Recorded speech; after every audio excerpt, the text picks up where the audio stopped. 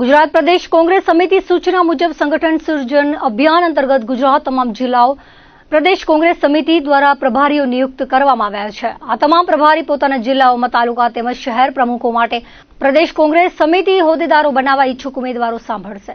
જિલ્લા કોંગ્રેસ સમિતિના પ્રમુખ વી કે હુંબલે જણાવ્યું હતું કે આણંદ ખાતે યોજાયેલી બેઠકમાં રાહુલ ગાંધીની ઉપસ્થિતિમાં જે નવા સંગઠનના માળખા તેમજ કાર્યક્રમો માટે નિર્દેશો મળ્યા હતા તે મુજબ પ્રદેશ સમિતિ દ્વારા તાલુકા તથા શહેર પ્રમુખોની સેન્સ પ્રક્રિયા માટે પ્રદેશ કોંગ્રેસ સમિતિ દ્વારા નુસરત પંજા તેમજ સંજય અમરાણીની નિયુક્તિ કરવામાં આવી છે। આ બંને પ્રભારીઓ કચ્છ જિલ્લાના તમામ તાલુકા શહેર મથકો પર જઈ આગેવાનો હોદ્દેદારો કાર્યકરોને સાંભળી હતી અને સેન્સ પ્રક્રિયા હાથ ધરી હતી। કોંગ્રેસ પક્ષનો સામાન્ય કાર્યકર પણ પોતાની દાવેદારી નોંધાવી શકશે તેવું જિલ્લા કોંગ્રેસ સમિતિ દ્વારા જણાવાયું હતું કે પક્ષમાં આંતરિક લોકશાહી મજબૂત થાય અને ઉપરથી કોઈને થૂપી બેસાડવામાં આવે એના કરતાં પક્ષના નીચેના છેકના કાર્યકરો સુધી મળી જુદા જુદા ફ્રન્ટલ ઓર્ગેનાઇઝેશન છે એને સાથે બેસી અને પક્ષને તાલુકા કક્ષાએ મજબૂત કેવી રીતે કરી શકાય અને દરેકની નિર્ણયમાં ભાગીદારી કેવી રીતે વધારે વિકસાવી શકાય એ માટેનો રાહુલજીનો પ્રયત્ન છે અને એ મુજબ જિલ્લા પ્રમુખોની નિમણૂક થઈ। હવે એ જ પ્રક્રિયાને આગળ ધપાવીને અમે તાલુકા કક્ષાએ તાલુકા કોંગ્રેસ પ્રમુખોના નિમણૂક માટે કોંગ્રેસના કાર્યકરોની છેક છેવાડાના કાર્યકર છેક તળિયાના કાર્યકર જે કોંગ્રેસ માટે આવા કટોકટીના સમયમાં પણ નિષ્ઠાથી પક્ષને વફાદારીને કામ કરી રહ્યા છે એમની સેન્સ લઈ અને સંગઠનમાં જો નિમણૂક થાય તો પક્ષમાં આંતરિક લોકશાહી વધારે મજબૂત થાય અને પક્ષનું સંગઠન મજબૂત થશે તો 27માં અમને વિશ્વાસ છે કે અમે સત્તા ઉપર આવીશું। ભુજ શહેરની વાત કરીએ તો ભૂતપૂર્વ કોર્પોરેટરો વર્તમાન કોર્પોરેટરો મહિલા કોંગ્રેસની બહેનો NSUIના કાર્યકરો યુવક કોંગ્રેસના કાર્યકરો આ તમામ આવીને એ અમને રજૂઆત કરી છે।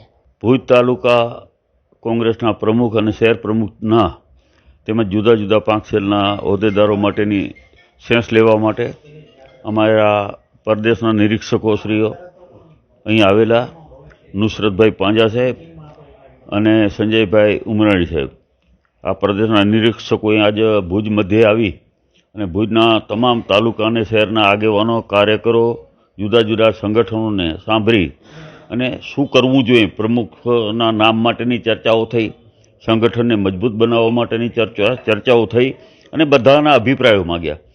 કાર્યકરોને એમ લાગવું જોઈએ કે કાર્યકરોનો અવાજ જે રજૂઆત આવે એને લઈને આવનારા દિવસોમાં કોંગ્રેસ પાર્ટી નિર્ણય કરવાની છે। કોંગ્રેસ પાર્ટી સંગઠન કઈ રીતે વધારે મજબૂત બનીને સારું કાર્યરત થાય એના માટે કચ્છના 10 તાલુકામાં જશે। આજે શરૂઆત ભુજથી થઈ છે, બપોર પછી અમારે નખત્રાણાનો કાર્યક્રમ છે અને આવી રીતે બધા 10 તાલુકામાં જવાનું છે। પણ મુખ્ય મુદ્દો અમારો એ છે કે જે પણ અમારે જવાબદારી જેમને સોંપવાની છે જિલ્લાના તાલુકાના પ્રમુખોને જે નિયુક્ત કરવાના છે, જિલ્લાના પ્રમુખ તરીકે પણ આ રીતે જ અમારા બધા સેન્સ લેવાયેલ હતા। એવી રીતે તાલુકા શહેરના લોકો કાર્યકરોને હોદ્દેદારોને આગેવાનોને સાંભળી અને એની જે રજૂઆત આવશે એના પ્રમાણે આવનારા દિવસોમાં કોંગ્રેસ પક્ષ પ્રમુખોની નિયુક્તિ કરશે। આગામી 20 તારીખ સુધીમાં સમગ્ર ગુજરાતમાં તાલુકાના શહેરના પ્રમુખોની નિમણૂકો કરવામાં આવશે અને બધાને મોટી જવાબદારી આપવામાં આવશે કે એક હોદ્દા સાથેની એક જવાબદારી સાથે એમને જવાબદારી સોંપવામાં આવશે। આવનારા દિવસોમાં અમારે નગરપાલિકા, તાલુકા પંચાયત અને જિલ્લા પંચાયતની જ્યારે ચૂંટણીઓ આવી રહી છે ત્યારે અત્યારથી જ સંગઠનને એક મજબૂત કરી અને લોકોની વચ્ચે જઈ અને આવનારા સમયમાં નગરપાલિકા, તાલુકા, જિલ્લા પંચાયતમાં સારો દેખાવ કોંગ્રેસ પક્ષ કરે એના માટેની તૈયારીના એક ભાગરૂપે આજ સંગઠન સર્જન અભિયાન તરીકે સમગ્ર ગુજરાતમાં અભિયાન ચાલી રહ્યું છે અને લોકોનો જે અવાજ આવશે, કાર્યકરોનો જે અવાજ આવશે એને અમે આવનારા દિવસોમાં પ્રમુખ તરીકેની જવાબદારી આપીશું। પવિત્ર શ્રાવણ મહિનામાં શિવ રુદ્ર પૂજાનું સવિશેષ મહત્વ છે। રુદ્ર પૂજા દરેક દુઃખ અને તકલીફમાંથી મુક્તિ અપાવે છે। આજે ભુજના ખારી નદી સ્થિત ભૂતનાથ મહાદેવ મંદિર આર્ટ ઓફ લિવિંગ પરિવાર ભુજ અને ભૂતનાથ મહાદેવ સેવા સંસ્થાના સંયુક્ત ઉપક્રમે સમૂહ શિવ રુદ્ર પૂજાનું ભવ્ય આયોજન કરાયું હતું, જેમાં આર્ટ ઓફ લિવિંગ બેંગ્લોર આશ્રમના વિદ્વાન પંડિતોએ મંત્રોચ્ચાર સાથે રુદ્ર પૂજા કરાવી હતી. વિશ્વ કલ્યાણની ભાવના, સર્વે જીવોની સુખાકારી અને જ્ઞાતિ સમૃદ્ધિની ભાવના સાથે ભોળેનાથ આરાધનામાં મોટી સંખ્યામાં શિવભક્ત પરિવારો જોડાયા હતા. આ રુદ્ર પૂજા ભૂતનાથ મહાદેવના સહયોગથી આપણે કરી છે. આ સમૂહ રુદ્ર પૂજા એટલા માટે કરવામાં આવે છે કે આપણે ઘરે પૂજા કરીએ છીએ ને તો એક વ્યક્તિ માટે, એક પરિવાર માટે હોય છે. આ સમૂહ રુદ્ર પૂજાનું કામ છે પૂરા સમાજ માટે, પૂરા વિશ્વ માટે, આખો આપણો દેશ એમાં સમૃદ્ધ થાય. જો એક આપણે ઘરે ઝાડ વાવીએ તો એક ઝાડને પાણી આપીએ આપણે, એ ઝાડ વૃક્ષ થાય, તો આપણો જ ઝાડ મોટો થયો. પણ આ સમૂહ રુદ્ર પૂજા જેમ કુદરત, આ સૃષ્ટિ, આ ભગવાન આપણા ઉપર જે વરસાદ કરે છે અને એ વરસાદથી આખી સૃષ્ટિ ગ્રીનરી લીલીછમ થઈ જાય છે, ખીલી ઉઠે છે, એવી રીતે આખી દુનિયા ખીલી ઉઠે, આખો સમાજ ખીલી ઉઠે. બધા માટે આ રુદ્ર પૂજા છે. દરેક વ્યક્તિ આમાંથી કંઈક ને કંઈક પામી જાય અને દરેકના જીવનના દુઃખ દૂર થાય, દરેકના જીવનમાંથી તકલીફ દૂર થાય, એના માટેની આ રુદ્ર પૂજા હતી. બધાએ લાભ લીધો. સૌનો અમે અહીંયા તમારા માધ્યમથી તમારો પણ આભાર માનીએ છીએ અને દરેકને હર હર મહાદેવ, ઓમ નમઃ શિવાય. મુન્દ્રામાં king education and welfare trust આયોજિત અલ ફતેહ એકેડમીની પાયાવિધિ હજારોની સંખ્યામાં ઉમટેલા લોકો વચ્ચે યોજાઈ હતી. સૈયદ હાજી હુસેન શાહ બાવા ફરજંદ એ મુફ્તીએ કચ્છ તથા સૈયદ અલી અહમદ શાહ વલી કાદરી બાપુએ સ્કૂલની કામયાબી માટે દુઆ ગુજારી હતી. ધારાસભ્ય અનિરુદ્ધ દવે તેમજ વિરાયતન વિદ્યાપીઠના સાધ્વી શ્રી શિલાપીજી મહારાજ સાહેબે આ સંકુલ બનીને આગળ વધે તેવા આશીર્વાદ આપ્યા હતા. ધારાસભ્ય અનિરુદ્ધ દવે તેમજ વિરાયતન વિદ્યાપીઠના સાધ્વી શ્રી શિલાપીજી મહારાજ સાહેબે આ સ્કૂલ બનીને આગળ વધે તેવા આશીર્વાદ આપ્યા હતા. મુસ્લિમ ધર્મગુરુ પીર સૈયદ અલી અકબર શાહ બાપુ, સૈયદ બુદ્ધુ બાપુ, લતીફ શાહ સૈયદ, કાસમ શાહ સૈયદ, અશરફ શાહ સૈયદ, આમિર શાહ સૈયદ, અહેમદ રજા સૈયદ, ટ્રસ્ટના પ્રમુખ હનીફ જત, શિક્ષક યુસુફભાઈ ખત્રી તથા સૈયદ સાદત અને આગેવાનો દ્વારા પાયાવિધિ કરવામાં આવી હતી.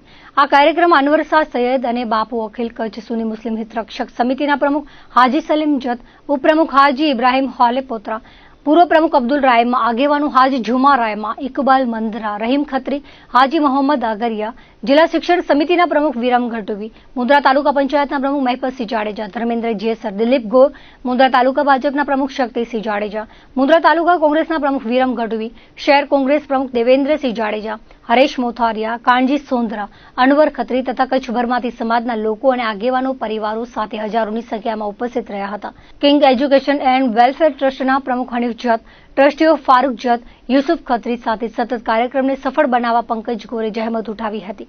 તેમજ સબ્બીર રોહા અંજાર, હસન અલી જત પરિવાર તરફથી હસ્તે ફારૂક જત મુન્દ્રા, સલીમ નિર્બાન, મામદ કુંભાર અંજાર, હાજી રમજાન ચાકી, અસલમ કુંભાર, હાજી દાઉદ બોલિયા વગેરે મોટી રકમનું ડોનેશન લખાવ્યું હતું.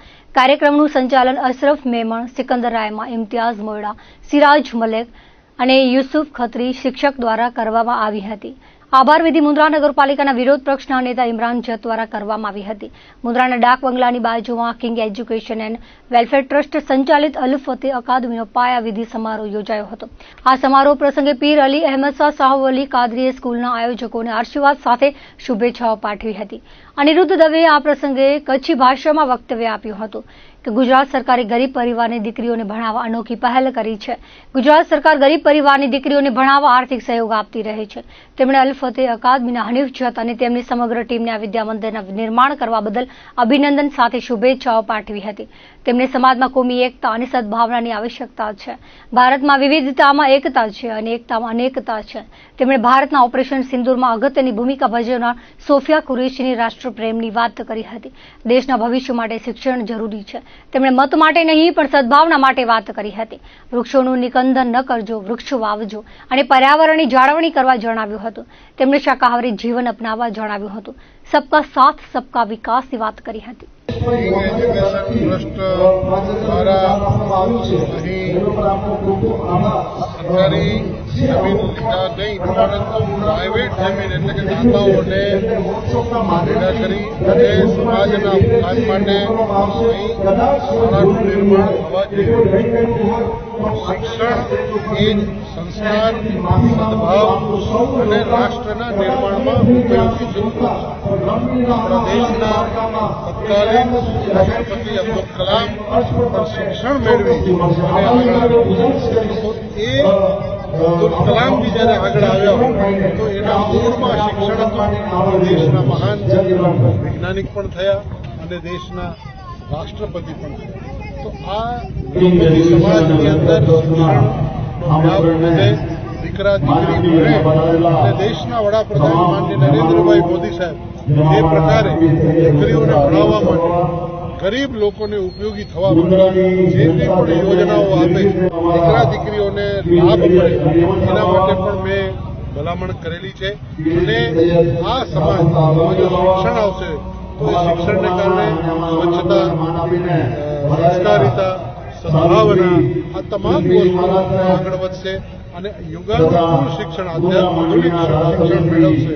અને એ શિક્ષણને કારણે આ દેશની હરોળમાં દેશને પ્રથમ નજર સમક્ષ રાખી અને દેશ સેવાના કાર્યોમાં આગળ વધે એના માટેના શિક્ષણના પરિણામનો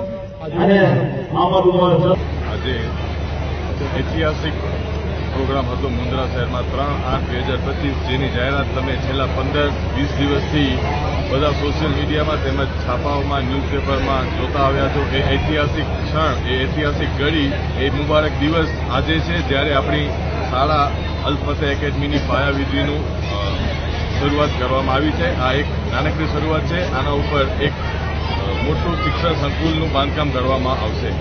મુસ્લિમ ધર્મના ધર્મગુરુ પીર સૈયદ હુસૈન શાહ બાવા, ફરજંદે મુફ્તી કચ્છ, પીર સૈયદ અલી અહેમદ શાહ બાવા, પેશ ઇમામ શાહમુરાદ બુખારી દરગાહ મસ્જિદ અને પીર સૈયદ કાસમ શાહ અબા મિયા સિનુગરાવાળા એ મુસ્લિમ ધર્મગુરુ હાજર હતા. ઉપરાંત મુસ્લિમ સમાજના સાદાતે કિરામ અને ઉલમાએ કિરામ પણ હાજર હતા ઘણા બધા. અન્ય સમાજોમાં જોઈએ તો પરમ પૂજ્ય સાધ્વી શીલાપીજી મહારાજ એ પણ ઉપસ્થિત હતા. ત્યારબાદ રાજકીય અગ્રણીઓ ઉપસ્થિત હતા. એમાં ધારાસભ્ય અનિરુદ્ધભાઈ દવે ઉપસ્થિત રહ્યા હતા. કયા પ્રકારનું શિક્ષણ, કેટલા ધોરણ સુધીનું અને કેટલા બાળકોની કેપેસિટીનું આયોજન છે આપણી શાળામાં કેજી, એલકેજીથી કરી અને ધોરણ 12 સુધીનું સમાવેશ કરવામાં આવ્યો છે.